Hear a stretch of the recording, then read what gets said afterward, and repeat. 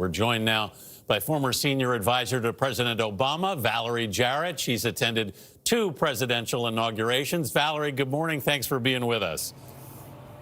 Thank you. Good morning to you all.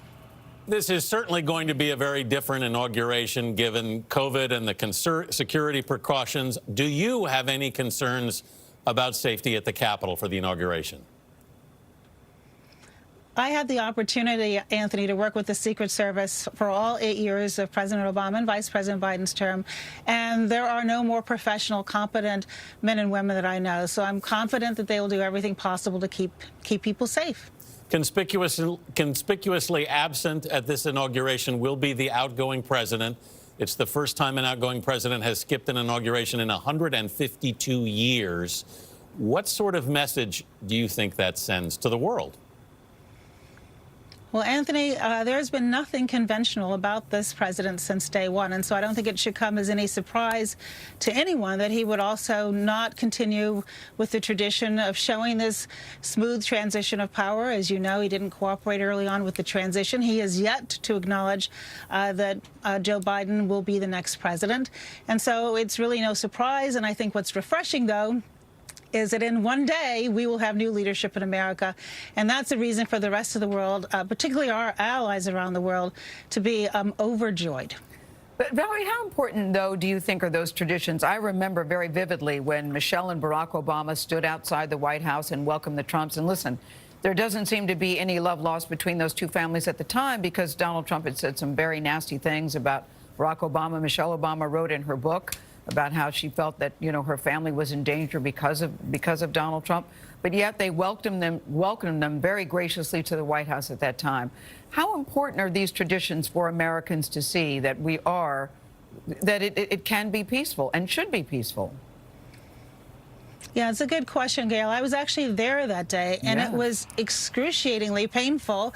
I remember as the Obamas said goodbye to the House staff, people who had taken such good care of them over the years, many of them older and black, who had lived to see a black president and first lady and the relationships there.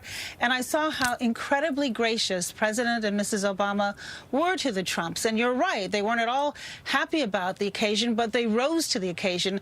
And that's what you're supposed to do. We lead by example here in this country. And so those traditions are very important. They symbolize the strength of our democracy.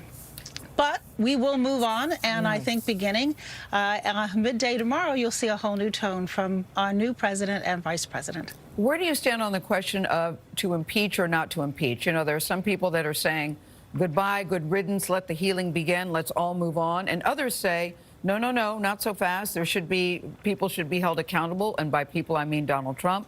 And in order to have healing, you have to have accountability. At the same time, the Biden administration is coming on with a whole bunch of ugly on their plate. Where do you stand on this question?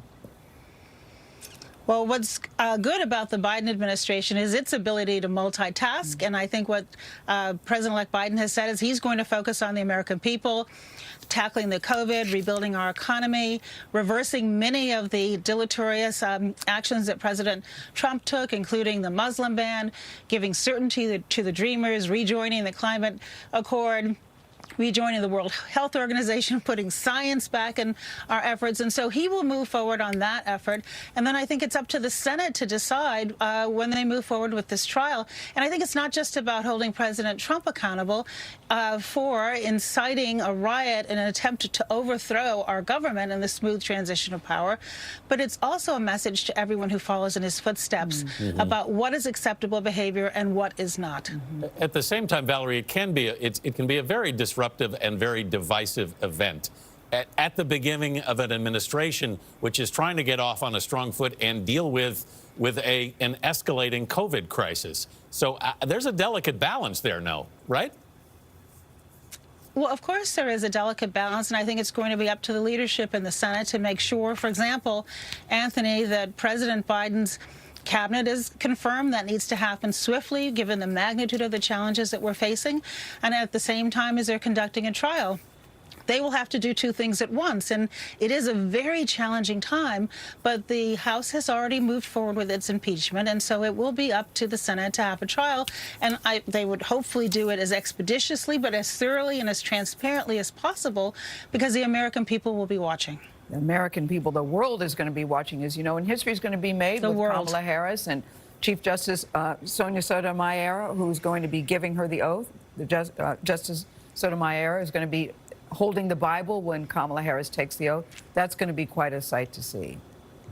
Yes, it will, Gayle. I have goosebumps just when you mention it. The first woman, the first person of color as vice president. Oh, my gosh. Yes, I thought about that. Tune in, too. everybody. Yes. Thank you, Valerie Jarrett. We will see you tomorrow.